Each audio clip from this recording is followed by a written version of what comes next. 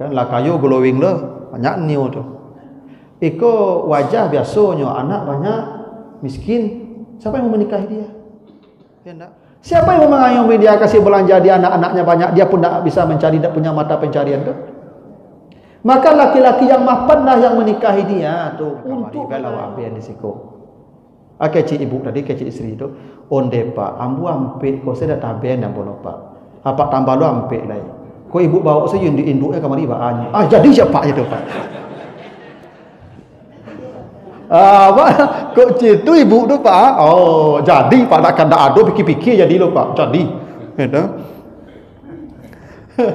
Kalau mau apa begitu? Bagus. Tapi ambo tak menyuruh lo pak ya. Kau jangan ibu berang lo kambo kau. Nabi nak. Ayah izin kami. Ibu. Doronglah kami. Kami menunggu kalimat dari ibu saja tu. Ambo dia orang rumah ambo tak ada di situ. Tak ada di situ. Tak jauh tanduk dia bu. Gitu. Awak sebenarnya penganal dia sama pak. Mentakui. Jadi kalau itu motif bapaknya ambo mendukung pak. Tapi kok anak gadi ya dan ABG pak cari poligaminya tu. Lah. Cuma begini loh pak. Poligami itu kan Nabi contohkan setelah Khadijah meninggal tu. Lah meninggal Khadijah baru Nabi punya istri. Salata liman yudafi'u al-akhbasan.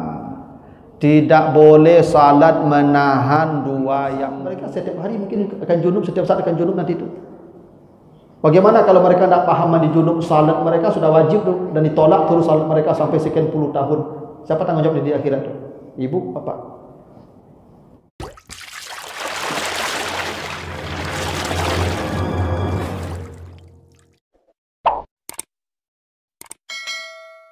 Rahmatullah wabarakatuh. Alhamdulillahi rabbil alamin. Assalatu wassalamu ala asrafil anbiya'i wal mursalin wa ala alihi wa ashabihi ajmain. Bapak, ibu-ibu, kaum muslimin, jamaah subuh yang dimuliakan Allah, kembali kita bersyukur kepada Allah atas segala karunia-Nya. Salawat dan salam untuk Nabi kita Muhammad sallallahu alaihi wasallam. Bapak Ibu yang saya muliakan, kembali kita lanjutkan bahasan kita dalam bab nawaqid al-wudu, hadis-hadis yang menjelaskan tentang hal-hal yang membatalkan wudu. Kita lanjutkan hadis dari Abu Hurairah, hadis riwayat Muslim. Qala Rasulullah sallallahu alaihi wasallam, "Idza wajada ahadukum fi batnihi syai'an fa ashkala alaihi akhraja minhu syai'un amla fala yakhrujanna minal masjid hatta yasma'a sautan aw yajida rihan." Hadis riwayat Muslim. Rasulullah bersabda, apabila salah seorang kamu merasa, ini merasa ya, ada sesuatu yang keluar dari perutnya. Jadi dia merasa ada sesuatu yang keluar dari perutnya, maksudnya angin. Rasa-rasa keluar angin. Dia dalam salat nih. Maka kata Nabi, jangan pernah dia keluar dari masjid. Maksudnya jangan dia tinggalkan salatnya. Kalau dia merasa buang angin.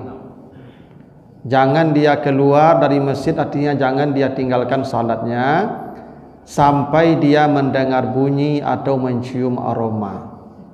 Nah, ini sering kita Bapak Ibu ketika salat tu ragu-ragu, rasa-rasa buang angin, rasa-rasa buang angin, rasa-rasa kantui. Tapi rasa, kalau bunyi tidak rasa itu, lah pasti itu. Kalau lah baun itu tidak rasa itu. Ini rasa-rasa. Sebab begini dalam hadis yang sahih, ketika seseorang salat itu atahu syaitan, setan mendatanginya. Jadi ketika kita salat Bapak Ibu, setan mendatangi kita. Apa yang dilakukan setan? Fayanfukhu fi maq'adatihi. Setan itu akan meniup di duburnya. Makanya Bapak Ibu, rasa-rasa buang angin itu setan sedang meniup di dubur kita. Makanya kalau ya kita ragu ini kantui atau enggak, yang pasti enggak. Yang ragunya kan kantui itu. Ya enggak? Ragu rasa kantui atau indak. Berarti yang indak yang pasti. Yang ragu kan kantuinya yang ragu. Tinggalkan yang ragunya tuh. Sampai yakin. Yakin itu dengan dua, bunyi atau aroma. Ini sering kalau enggak bunyi terus salat. Kalau enggak berbau lanjut salat. Ya. Ini sering kita ini apalagi kalau sudah tua. Kocok kok rasa-rasa kantui panjang saya. Atau Bapak Ibu mohon maaf nih yang besar ya. Itu biasanya banyak angin tekapi tuh. Beko pas sujud lapi angin tuh angin tekapi itu udah angin kedua lah tuh. Iya nya ada angin tekapi kok Bapak Ibu. Ya kan? Dek gadangnya kan ada angin tekapi. Barongga-rongganya tuh pas sujud lapinya angin tuh rasukan tuh. Kalau rasu jangan sudah sampai pasti bunyinya atau aromanya.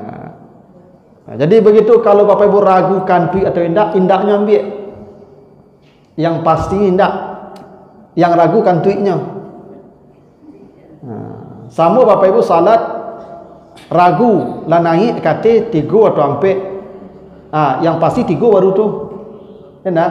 Kan yang ragunya ampe. 3 atau ampe ku anan 3 pasti itu. Nan ragu dengan ampe-nya maka tambah cek lain. Ambil yang pasti. Yang pasti 3. Kalau Bapak Ibu ragu 3 atau ampe itu apa? Ibu duduk saja. Kalau ada kepastian nih 3 atau ampe kau tu duduk aja batal salatnya tuh. Kurang serakaat tuh. Ya. Nah kalau ragu 3 atau ampe berarti 3 yang pasti tambah serakaat lain. Walaupun lah tiba di hati yakin, iya lah ampe lah 5 mah, tetap salat 5 rakaat tuh. Tetap. Kalau Bapak Ibu duduk batal salatnya. Lanjut saja 5 rakaat, nanti sujud sahwi 2 kali sebelum salam atau setelah salam. Jangan Bapak Ibu turun lagi itu. Dah tiba di hati, oh iyalah ampe mana 5. Atau orang bagi tahu, dah tiba di hati, woi, belabi tu dah 5 mah. Tak boleh turun ya. Tetap lanjut 5 itu. Nanti sujud sahwi. Jadi kalau ada keraguan yang pasti ambil. Sama dengan kasus tadi, ragu kantui atau indak, yang pasti indak. Yang ragu kantuinya. Maka lanjutkan saja salatnya. Itu ketetapannya kalau ragu. Setan tu begitu dia merusak konsentrasi kita dengan cara meniup di dubur kita. Lalu hadis berikutnya hadis dari Ali ya, dari Talak bin Ali. Ini hadis riwayat Bukhari, Muslim, An-Nasa'i, Abu Daud dan At-Tirmizi. Qala rajulun masastu zakari. Jadi ada seseorang berkata ke Rasulullah, ya Rasulullah, saya menyentuh kemaluan saya fis salah, dalam salat. Ini dalam salat nih. Jadi dia dalam salat menyentuh kemaluannya sendiri. Dia berkata, alaihi wudu, kalau saya menyentuh kemaluan saya dalam salat, apakah saya mesti mengulang wudu? Ini pertanyaannya. Apa kata Nabi? La innama huwa bid'atun minka. Kalau kamu menyentuh kemaluanmu hingga dalam salat, tidak perlu mengulang wudu, lanjutkan salatmu, karena itu adalah bagian tubuhmu sendiri seperti hidung, telinga, tangan. Jadi menyentuh kemaluan itu tidak membatalkan wudu. Ya. Ini hadis sahih ini. Jadi sahabat bertanya, saya menyentuh kemaluan saya dalam salat. Dalam salat nih Pak. Apakah wudu? Tidak. Itu sama dengan tubuhmu sendiri. Tidak batal wudunya. Jadi kalau ada orang Bapak Ibu ya menyentuh kemaluannya tidak berwudu, ya tidak apa-apa, hadisnya benar. Itu makanya saya katakan dulu, habis mandi junub itu boleh salat langsung tanpa berwudu. Jadi kalau Bapak Ibu niat mandi junub, habis mandi junub itu langsung salat, tidak perlu lagi berwudu. Kenapa? Mandi junub itu membuang hadas besar. Hadas besar saja bersih, maka hadas kecil otomatis bersih. Kan salat apa sahnya? Suci badan, pakaian, tempat dari hadas dan najis. Sekarang Bapak Ibu sudah suci dari hadas. Kalau sudah suci dari hadas besar, ya hadas kecil suci juga. Maka setelah mandi junub, para ulama berpendapat boleh salat langsung tanpa berwudu. Yo, tadi kan pas mandi menyentuh kemaluan. Kan kita menggosok badan pasti menyentuh kemaluan. Iya, tapi kan kata Nabi kemaluan itu bahagian tubuhmu saja. Sama dengan hidung dan telinga. Nah, ini dasarnya Bapak Ibu ya.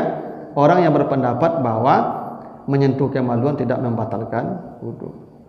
Tapi kalau kita baca hadis lain, ya ini hadis dari Busrah binti Safwan, hadis ya riwayat Al-Bukhari, At-Tirmizi, man massa zakarahu falyatawadda. Siapa yang menyentuh kemaluannya mesti dia mengulang wudunya. Ini sama-sama hadis sahih, Pak.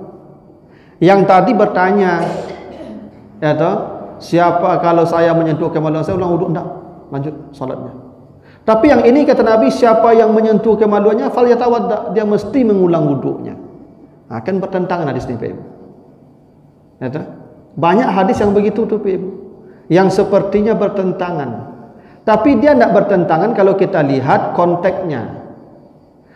Mungkin yang sama lah Pak Ibu, yang ya seperti kita apa namanya itu sujud, ada yang pakai tangan, ada yang pakai kaki. Itu pilihan. Ada kondisi-kondisi yang melatarinya. Nah, kenapa tadi Nabi mengatakan tidak batal wudu kalau menyentuh kemaluan? Karena ini orang tua. Kalau orang tua tidak apa-apa. Yang kedua, kenapa Nabi berkatakan yang menyentuh kemaluannya batal? Ini kenapa anak muda nih. Jadi kalau anak muda yang menyentuh kemaluan batal.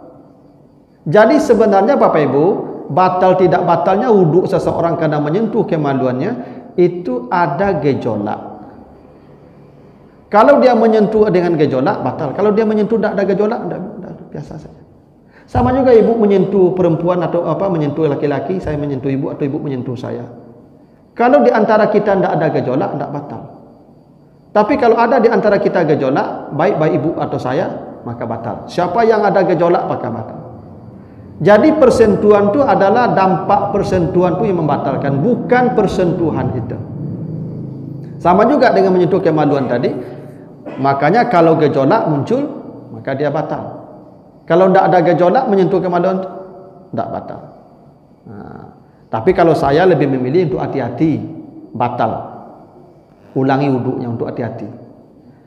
Nah, tapi ini dua-dua hadis ini Bapak Ibu disebutkan kemaluan sendiri. Kalau punya orang batal. Nah, ini punya sendiri ini. Nah. Lalu hadis berikutnya hadis dari Aisyah. Ya, man asabahu ki'un au ru'afun au qalasun au maziyun falyansarif falyatawadda summa liyabin ala salati wa huwa fi zalika la yatakallam. Hadis riwayat ya Ibnu Majah dan Ahmad. Siapa yang dalam salat muntah. Nah, ini muntah ini Pak Ibu ya. Ini dalam salat nih dia muntah. Atau ru'af itu berdarah hidungnya, mimisannya nak, ru'af namanya. Au qalas, atau berdahak yang dahaknya itu dari leher, dari apa? Dari tenggorokan nih, dari dada, dari rongga dadanya ini. Atau keluar mazi. Mohon maaf nih, mungkin laki-laki kok sedang semayang tuh menghayalnya. Gitu. Ada juga tuh Pak laki-laki kan muda-muda kan menghayal sedang semayang. Maka ibu-ibu tak boleh salat di muka apa-apa lah, tak boleh lewat muka apa-apa lah. Tu maka perempuan tak boleh jadi imam lah. Jadi imam perempuan kok menghayal jamaah sadonya. Nah, ini menghayal dia keluar mazinya. Maka hendaklah dia meninggalkan salatnya lalu mengulang wudunya, membersihkan yang tadi, apakah mimisan, apakah muntah, apakah dahak, apakah mazi. lalu dia melanjutkan salatnya selama dia tidak berbicara dalam membersihkan yang tadi. Nih, misalnya gini, Ibu salat berjamaah nih, sedang baca Fatihah imam, kalau darah di hidung, ya, maka Abu ke kamar mandi dulu, ke kamar mandi bersihkan, balik lagi lanjutkan salat tadi. Walaupun dah sarakaan kau, misalnya Ibu rakaat kedua, nah di rakaat kedua kau sedang baca Fatihah, darah hidung, wudu, nah sambung lagi yang tadi, tidak usah ulang salatnya dari awal, lanjutkan salat yang tadi tu, boleh, selama tidak bicara. Tapi kok ibu di kamar mandi ya dulu kawan bersobok, mengai bu, darah hidung ambo, itu tidak boleh itu. Harus diulang dari awal salatnya itu. Nanti tambah kekurangannya. Muntah juga begitu. Ibu muntah atau terasa muntah, lari ke kamar mandi. Muntah, bersihkan, ya, ulang wuduknya. Sebab muntah itu najis. Ya, jadi orang kalau muntah ulang wuduknya. Berdarah hidungnya ulang wuduknya. Ya, atau keluar dahak. Dahaknya itu dahak dari rongga dada. Bahwa kalau dahak dari rongga dada itu najis. Beda dengan dahak yang dari tenggorokan, kan ada beberapa ke arah tenggorokannya tuh. Tuh batuk berdahak nak. Tapi dahaknya dari sini. Kalau dari tenggorokan, dari hidung itu enggak najis. Dan itu boleh ditelan. Ya. Misalnya bu batuk kalau dahak kok dahak encer sebenarnya enggak dahak. Kan dulu dahak yang kuning dari paru-paru. Kalau itu najis, maka buang ulang wudhu, najis. Tapi kalau dahaknya yang dari hidung, dari tenggorokan itu sama dengan air ludah statusnya, boleh ditelan. Bahkan dalam puasa pun boleh ditelan. Ya sedang puasa boleh telan. Tapi kalau yang dari dada itu najis. Termasuk mazi ke badan saya cakap itu najis. Ya, maka dicuci dulu, ulang wuduknya, dan dia boleh melanjutkan salatnya tadi tanpa harus mengulang selama dia tidak berbicara. Termasuk kalau Bapak Ibu salat sendiri di rumah. Sedang salat sendiri di rumah, tiba-tiba berdarah hidung. Maka pergilah ke kamar mandi, ya, berwuduk lagi, lanjutkan saja salat yang tadi. Cuma kadang-kadang di awak dek rasa-rasa dak afdal ya Pak ya melanjutkannya. Tapi itu boleh tu Pak melanjutkan itu. Dengan catatan selama proses pembersihan sampai mengulang wuduknya sampai ke tempat semula, dia tidak berbicara satu kata pun. Ya, jadi Bapak Ibu, tidak selalu gerakan-gerakan yang besar itu, ya, berjalan itu membatalkan wuduk. Itu buktinya membatalkan salat itu boleh. Dah berjalan ke kamar mandi itu tidak batal juga salatnya itu Pak. Tetap bisa dia lanjutkan. Kan kalau batal kan tidak bisa dilanjutkan lagi itu. Ini kan tidak batal salatnya itu Pak. Kalau kasusnya yang tadi itu, ya, yang 4 tadi. Lalu hadis berikutnya, man ghassala maitan falyagtasil wa man hamalahu falyatawadda. Ini hadis riwayat Ahmad, An-Nasa'i dan At-Tirmizi. Siapa yang memandikan mayat maka dia mesti mandi, dan siapa yang memikulnya, artinya membopong dia, mengangkat dia ke tempat salat, ke tempat pemakamannya, maka mestilah dia berwudu. Ini perintah Nabi Pak. Siapa yang memandikan mayat mandi. Ya. Kenapa Bapak Ibu disuruh mandi kalau memandikan mayat? Karena Bapak Ibu menyentuh mayat itu sarang bakteri, sarang kuman, sarang penyakit. Jadi kalau menyentuh fisik mayat itu Pak, apalagi menggosok-gosok badannya itu sampai ke, mohon maaf nih, bagian-bagian vitalnya itu. Kan kalau memandikan mayat itu bukan nanti ditekan perutnya itu. Didudukkan dia 45 derajat, ditekan perutnya, lalu keluar itu kotoran-kotorannya itu, nanti dicek itu pakai kain, dicek ke belakang itu masih ada enggak warnanya. Kalau ada tekan lagi itu sampai dicek lagi, enggak ada lagi, dah bersih, baru enggak tekan lagi perutnya. Jangan enggak ditekan perutnya Pak. Dan itu luar biasa tuh penyakit di situ Bapak Ibu. Tu bakok jenazah kau tak boleh lama-lama di rumah. Tak boleh. Makanya kata Nabi itu salasun la yuakhiruhunna. 3 yang tidak boleh kalian tunda-tunda. Tak boleh ditunda-tunda, tak boleh dilambat-lambatkan. 3. Haram melambatkannya. 1, as-salatu iza atat, salat kalau sudah datang waktunya, jangan tunda. Itu makanya Nabi selalu jamak takdim. Kalau sudah datang waktu zuhur, Nabi hendak bepergian, Nabi asarnya di zuhur. Tidak zuhur di asar nanti. Kenapa? Kok mati di jalan juga, Pak? Hutang, Pak. Maka jamak takdim lebih afdal daripada jamak takhir kalau waktu salat sudah datang. Walaupun kalau dikatakan boleh jamak takhir tu, tapi Nabi selalu jamak takdim tu. Karena salat tak boleh ditunda. 2, al-janazah iza hadarat, janazah kalau sudah datang. Kalau lah pasti matinya tak boleh tunda. Jangan ditunggu-tunggu je ku anaknya di Jakarta, ku anaknya di Batam, udah lanjut. Kecuali anaknya kau mungkin sejam 2 jam boleh tiba. Tapi kalau lah sehari dia tiba anaknya, kalau di jalan je baru mandikan. Tak boleh jenazah ditunda-tunda, kerana itu sarang bakteri, sarang penyakit. Itu makanya sunnahnya kalau Nabi menyuruh kalau meninggal tutup badannya. Jadi jenazah tu tak boleh dibuka, tutup. Bako betul beko langau ingguk beko di giginya, ingguk langau di duangnya, hanya menebar beko tu mah kan kemari. Itu makanya jenazah tu tak boleh dilama-lamakan di rumah. Segera mandikan, kafankan, tutup. Itu tak boleh. Nah, baru yang ketiga, wal ayyimu iza wajadat kuf'an, janda atau duda kalau sudah ketemu pasangannya yang cocok, tu jangan tunda-tunda jadi capek, bila perlu hari itu nikahkan. Kau yang ketiga kau perlu kau ibu ya. Janda atau duda kalau nampak dia yang ketujuh capek, jangan tunda-tunda aja leh. Ada risiko Pak. Oh banyak ya, tugas Pak pengurus mah, tolonglah carian tu. Ya, tak boleh tunda-tunda lah tu, Pak capek. Kau lah setahun menduda ya baru, tak boleh Pak, segera. Nah, sama je tiup salat, jenazah, duda atau janda, itu harus cepat capek. Nah, jadi kenapa orang yang memandikan jenazah tadi wajib mandi? Karena di badannya itu sedang hinggap beragam macam bakteri, kuman, virus, penyakit. Maka disuruh mandi, wajib mandi. Ya, bukan karena dia junub. Tidak. Yang junub yang jenazah saja. Kalau jenazah itu junub.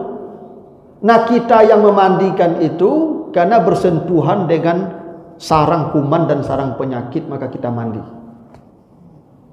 Nah, siapa yang memikulnya saja, jadi kalau oleh mangkik sewaknya beruduk. Misalkan diangkit jenazah aku ke kuburan, diangkit ke tampik salat, atau kalau oleh mangkiknya beruduk. Itu makanya saya sarankan Ibu, kan begini, kan ada jenazah tu kadang-kadang diangkat, dipindahkan Pak ya. Dari tampik kerandanya, mungkin tak muik kerandanya lah. Tu diangkit ke dalam, tak pakai keranda, diangkitnya. Yang mangkit tadi sadonya ulang wuduk balik.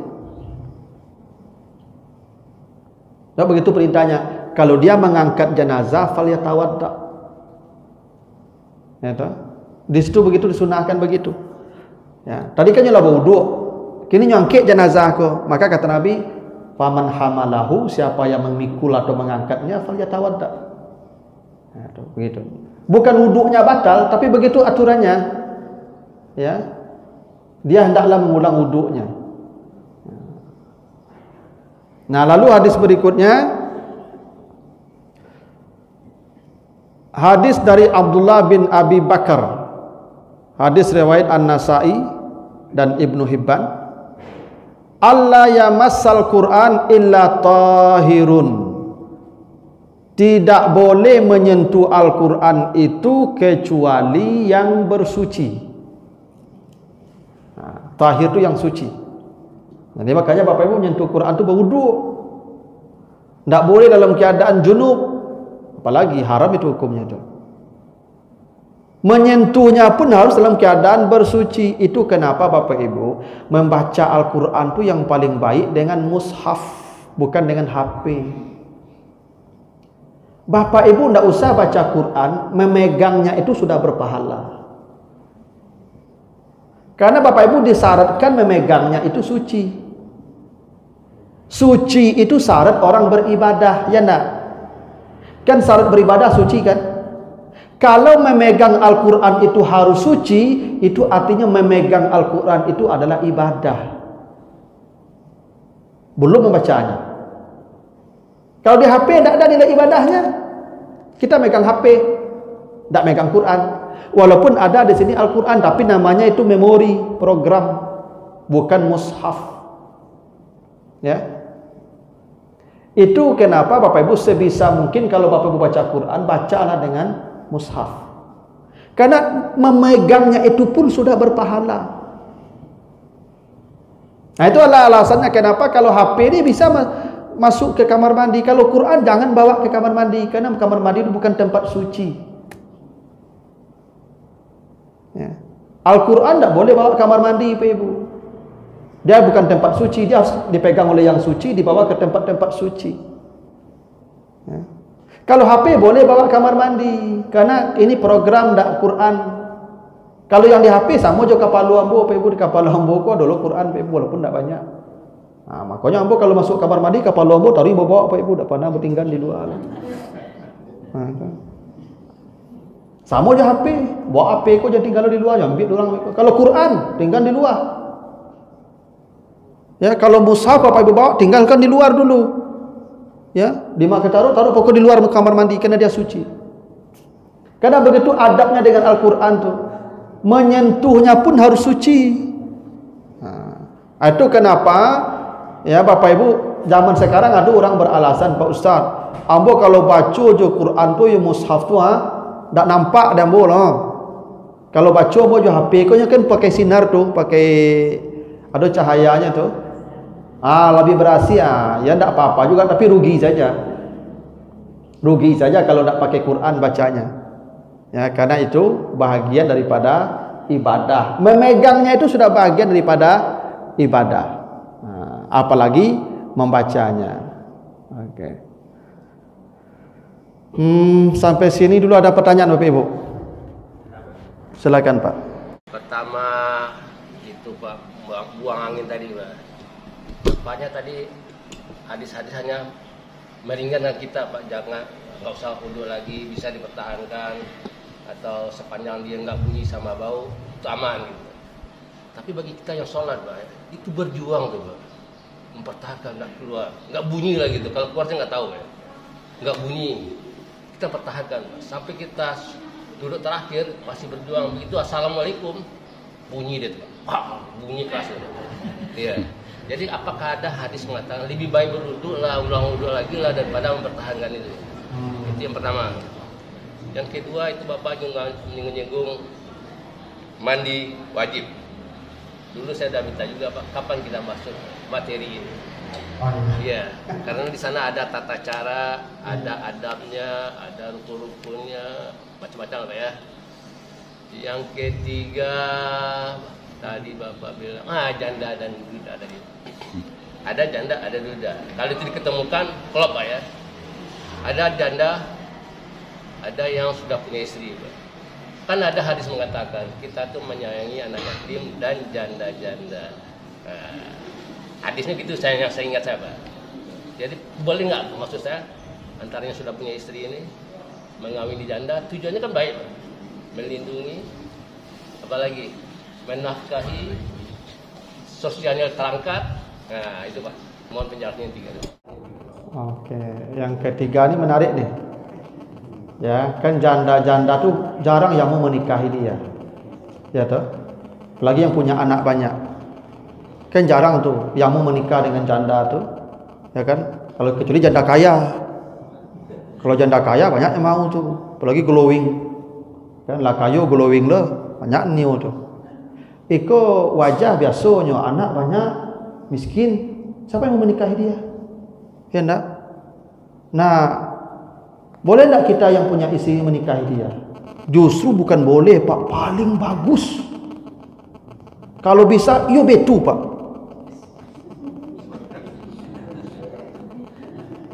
Apa data jando-jando yang banyak anak? Tak ada minta izin lo Pak, dia perlu minta izin lo. Memang minta izin jaga izin kami. Minta izin kami kibuk jaga izin tu. Endak kan? Itu akan minta izin kada jaga izin. Laluan salah Pak. Kalau niatnya itu, karena coba Bapak Ibu baca ayat tentang poligami itu ya, surat An-Nisa ayat 3 itu ya. Wa in khiftum alla taqsitu falyatama fankihu ma taba lakum minan nisa masna wa sulasa wa ruba. Konteks poligami itu bukan nikahilah perempuan 2 3, ndak, itu di tengah tu. Dari awal baca, jika kamu tidak mampu berlaku adil kepada anak-anak yatim. Jadi konteks poligami itu konteks anak yatim. Kalau disebut anak yatim artinya janda. Maka poligami itu menikahi janda yang punya banyak anak-anak yatim, yang tidak ada lagi yang mengayominya, kasih belanjanya. Itu yang kita nikahi. Jadi poligami itu menyelesaikan masalah sosial, bukan menambah masalah. Kalau yang berpoligami itu yang punya kemapanan mengayomi anak-anak yatim ini. Jadi poligami itu bukan dengan anak gadis. Poligami itu dengan anak yatim, dengan ibunya yang punya anak yatim banyak.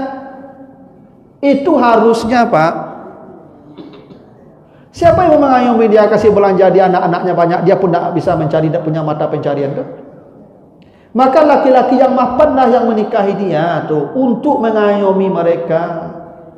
Itulah hakikat poligami. Jadi poligami ini adalah solusi sosial. Itu. Maka kalau ada yang begitu Pak, bagus Pak. Itu. Kalau Pak memang mau poligami dengan niat begitu, pahalanya besar Pak. Ibu kalau bisa dorong apa?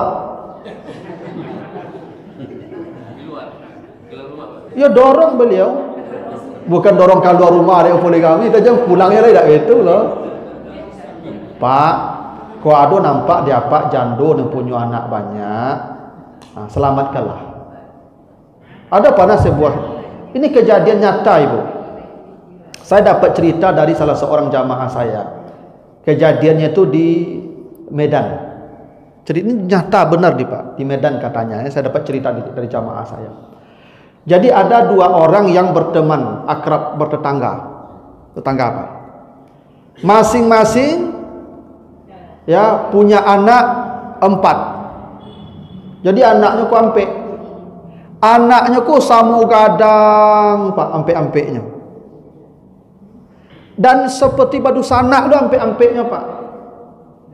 Apa ko jawab yang puapo ko bertetangga, yu bana akrab, coba du sanak lo bertetangga Pak. Bedanya nenci apa ko kayu, nenci apa ko gak miskin.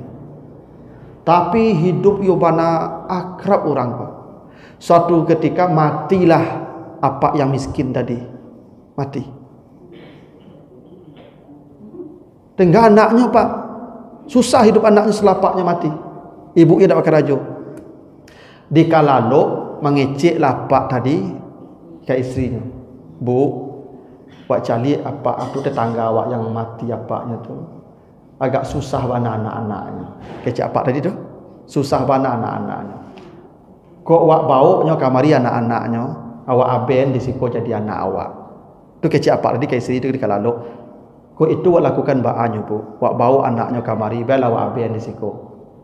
Kecik ibu tadi, kecik istri itu onde Pak, ambu ampek kok saya dah taben yang bono Pak. Apa tambah lo ampek lagi. Kok ibu bawa saya yang diinduknya kamari baannya. Jadi siapa itu Pak?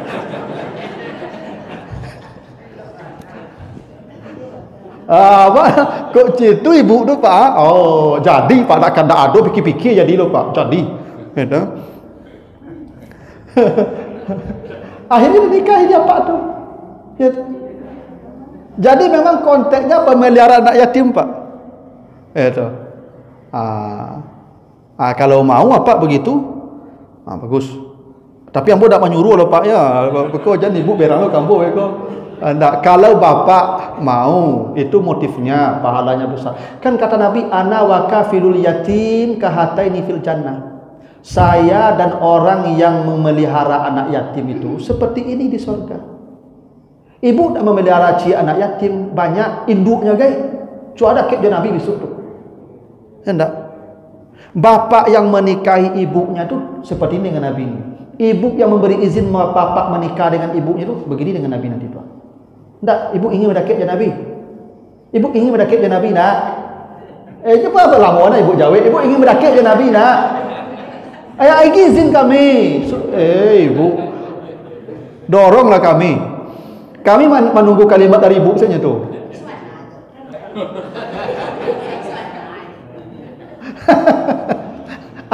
Ambo ibu, dia orang rumah mau nak ada risiko, nak jauh taluk dia ibu. Ya tu, awak sebenarnya pengana le sama pak, mentakui. Jadi kalau itu motif bapaknya, ambo mendukung pak. Tapi kok anak gadi ya, dan ABG pak cari poligaminya tu. Lah, ada penyakit pak begitu. Sebab begini loh pak, poligami itu kan Nabi contohkan setelah Khadijah meninggal tuh. Setelah meninggal Khadijah baru Nabi punya istri banyak. Selama Khadijah hidup Nabi tidak pernah poligami pak. Padahal ketika di Makkah tuh orang punya istri boleh puluhan pak. 4 tuh setelah di Madinah nanti itu. Sebelum hijrah boleh berapa saja. Saat boleh berapa saja Nabi 1 saja Khadijah. Tak ada tambah-tambah pak. Lah mati Khadijah baru Nabi sekian orang. Jadi kalau ibu bapak, kalau bapak ingin mengikut sunnah Nabi, ya itulah sunnah Nabi. Mati yang tua dulu, baru tambah banyak. Ikut yang tua masih sehat lah ya, awak tak pernah nambah ya. Tak mengikut sunnah Nabi yang mana kan ikut itu? Sunnah Nabi itu mati Khadijah lo, baru poligami, gitu pak. Ikutnya yang tua masih sehat lah, masih duitnya. Awak tak menambah ya, tak mengikut sunnah Nabi je kecil. Padahal sunnah Nabi mati dulu. Itu makanya ibu lah batu tu kalau apa kapal poligami yo, yo mati yang berdua. Ayo benar itu. Itu sunnah Nabi begitu. Mati Khadijah baru Nabi 2, 3, 4. Jadi begitu pak ya. Tapi kondisional lah pak. Nah yang kedua soal tadi menahan buang angin tak boleh pak. La salata liman yudafi'u al-akhbasan. Tidak boleh salat menahan 2 yang buruk. Apa salat terasa buang angin, terasa buang air, kadang atau ketik tu ditahan gitu. Kapi-kapi je tadi. Itu tak boleh tu ibu pasti salatnya tak khusyuk. Kata Nabi buang. Lepaskan. Oh, beko kok lari ustaz tu dah tapi sampai mau jamaah, lebih baik tak berjamaah salat daripada berjamaah tapi menahan-nahan tu. Lebih baik tak berjamaah tapi khusyuk ketimbang berjamaah sambil menahan-nahannya tadi. Tak boleh menahan yang buruk kata Nabi. Buang angin termasuk yang buruk. Buang air termasuk yang buruk. Apalagi apa kalau tahan-tahan tak tahannya lapis beko buruk bunyi pak. Orang sabala kajang digalak beko senang sembahyang tu. Ya tu. Pai selesai buang. Termasuk buang air tu, buang. Kau subuh cok kau. Lagi ibu-ibu kau terlambat jago tadi tu. Lari saya ke masjid langsung tu. Rasa rakaat terasa sasak buang air tu. No tahan saya sampai sudah tak boleh. Bapak tahu Ustaz, aduh ibu-ibu menahan. Sudah assalamualaikum, assalamualaikum. Langsung ibu kau lari itu dan tadi menahan tu. Itu. Asal lari langsung sudah assalamualaikum tu pasti menahan tadi tu. Saya lagi tak.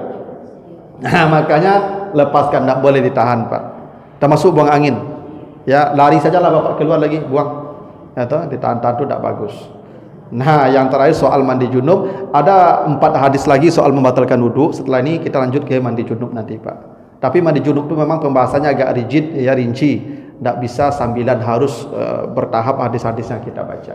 Dan ini penting bapak ibu, kalau saya bapak ibu sudah umurnya segini ya tidak perlu lagi pengetahuan mandi junub. Tapi anak-anak kita, cucu-cucu kita yang akan haid, yang akan mimpi basah, mereka setiap hari mungkin akan junub, setiap saat akan junub nanti itu. Bagaimana kalau mereka tidak paham mandi junub, salat mereka sudah wajib tuh, dan ditolak terus salat mereka sampai sekian puluh tahun. Siapa tanggung jawab di akhirat tuh? Ibu, bapak. Andai anak apa ditolak salatnya sekian puluh tahun gara-gara dia tidak betul mandi junubnya, apa tanggung jawab di akhirat tuh? Kenapa tidak mendidiknya? Maka perlu perkara mandi junub ini diketahui rinciannya. Yang wajib mendengar soal mandi junub ni, mujang-mujang udah kuah, wajib kok. Gaya lapu, ada peran dulu dah mandi junub boleh tu, alih dia dengan itu. Tapi sayangnya ni muda-muda kau tak mau dengan ceramah itu tu lah. Ada dah kau tambah penganal lebih boleh. Nyokiro mandi junub ku sama mandi biasa ya ibu. Beda tu ibu. Rinciannya luar biasa itu. Sampai syarat-syarat airnya pun ada. Tak sembarang air bisa dipakai mandi junub tu pak. Rinci. Tapi insyaallah Bapak Ibu setelah episod ini ya kita lihat nanti tentang mandi junub. Itulah dulu Bapak Ibu ya. Lebih kurang mohon maaf. Subhanakallahumma wa bihamdika asyhadu an la ilaha illa anta astaghfiruka wa atubu ilaika. Wassalamualaikum.